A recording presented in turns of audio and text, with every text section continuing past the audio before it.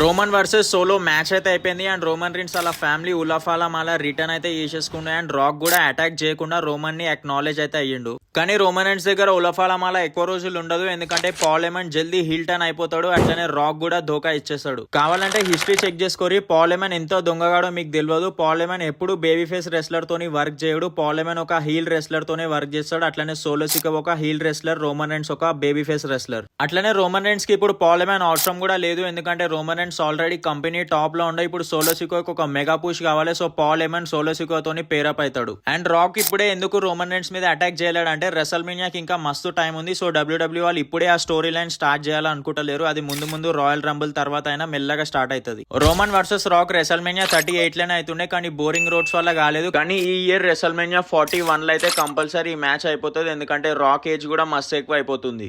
Wrestling హిస్టరీలోనే the biggest match అది. మన dream match అవుతుంటే మీరు ఎవరికి సపోర్ట్ చేస్తారు కింద కామెంట్ లో చెప్పుర్రి.